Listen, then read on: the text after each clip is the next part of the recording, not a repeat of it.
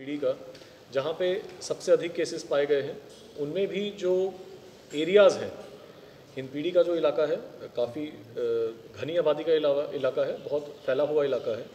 वहाँ पे जिन लोकेलिटीज़ में केसेस पाए गए हैं, उनकी मैपिंग के आधार पर, उनकी जोग्राफिक कंटिन्यूटी के आधार पर कंटेनमेंट जोन बनाया गया है। उसके आसपास एक बफर जोन भी है। कंटेनमेंट जोन में जितने भी निकासी के द्वार हैं, सब पे बैरिकेडिंग की गई है। वहाँ पे फोर्सेस की तैनाती भी की गई है और उसको सप्लीमेंट करने के लिए आज से सीआरपीएफ की भी तैनाती की गई है। सीआरपीएफ की 2 कंपनीज़ हैं, उसी एरिया के लिए हैं। वो रेगुलरली एरिया के अंदर जो फ्लैग मार्चेज़ हैं या इम्पॉर्टेंट पॉइंट्स हैं जहाँ पे शिकायत आती है, कुछ हमें भी अपने सीसीटीवी कैमरास के माध्यम से, ड्रोन के माध्यम से जहाँ जहाँ पे लोगों के निकलने की, इकट्ठा होने की शिकायतें आई हैं, वहाँ पे भेजा गया है। उसमें कार्रवाई भी हुई है, प्राथमिकियाँ हुई हैं, लोगों को नोटिसेस दिए गए हैं।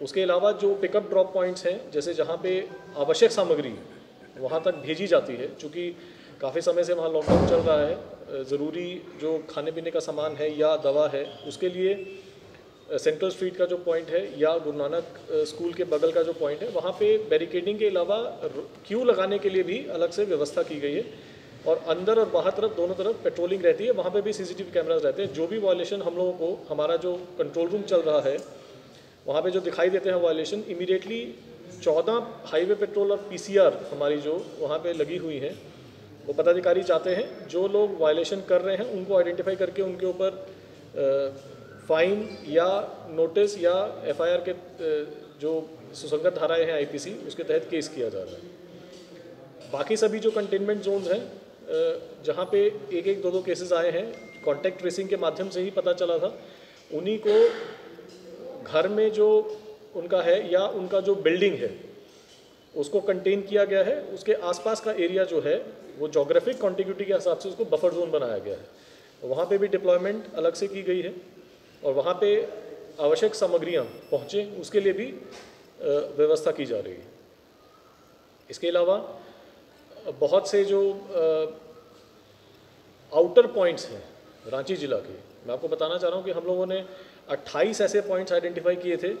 छोटे छोटे रास्ते हैं, बड़े रोड्स हैं, जहाँ से लोगों के निकलने की शिकायतें आई हैं। पूर्व में जो मामले हमारे सामने आए हैं, संबंधित जो जिला है उनके माध्यम से या कहीं से भी हम लोगों को जानकारी मिली है, उसमें जो विधिवत कार्रवाई होती है वो की गई है। और वर्तमान में जो चेक पोस्ट्स हैं उनको भी सीसीटीवी कवरेज दिया गया है और वहाँ पे ये सख्त निर्देश दिया गया है कि जो कौन से वाहन हैं जो नहीं पार होंगे या यदि कोई व्यक्ति वहाँ पे इलीगली अनऑथोराइज्ड पाया गया है उसके ऊपर क्या कार्रवाई करनी है।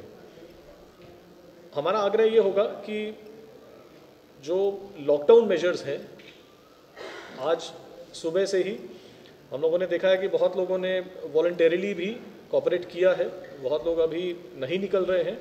ये जो पेस हम लोग मेंटेन करके रखेंगे, ज़्यादा से ज़्यादा अनुपालन करेंगे, घरों में रहेंगे, बहुत एक्सट्रीम ज़रूरत पड़ने पे बाहर निकलेंगे।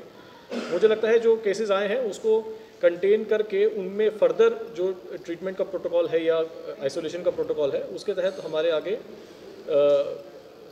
जो केसेस हैं वो कम होना शुरू हो सकते हैं। इसमें लोगों के सहयोग की आवश्यकता है। हम बार बार अपील करते हैं, हम अपनी तरफ से जितनी उत्पीड़क कार्रवाई है या जो भी नायाब तरीके हैं, नए तरीके हैं लोगों को इसके बारे में जानकारी देने के, वो कर रहे हैं। केसेस भी बहुत हो रहे हैं और केसेस में मैं ये बता देना चाह रहा हूँ कि लोगों को लगता है कि शायद जमानती धाराएं हैं उससे किसी को कोई फ़र्क नहीं पड़ेगा, लेकिन एफआईआर होना, उसमें फर्दर चार्जशीट होना, फिर फर्दर जो उसका ट्रायल है वो चलेगा। और ये साक्ष्य के आधार पर केसेस किए गए हैं, सरकारी पदाधिकारियों के द्वारा केसेस किए गए हैं।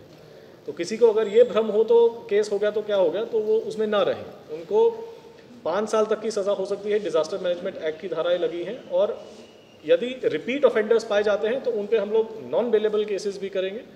जैसे 353 का 308 की भी धाराएं उसमें जुड़ सकती हैं। तो मेरा आग्रह ये होगा कि ये लॉकडाउन लोगों को अपनी सुरक्षा के लिए, ताकि जो चेन है ट्रांसमिशन का उसको तोड़ा जा सके, इसके लिए किया गया है। इसमें वॉलंटरी 100% कंप्लायंस करें। इसमें पुलिस प्रशासन और जितना भी हमारे एंसिलरी यूनिट्स हैं वो सब लगे हुए हैं, आपके सुरक्षा के लिए, आपके सहयोग के लिए लगे।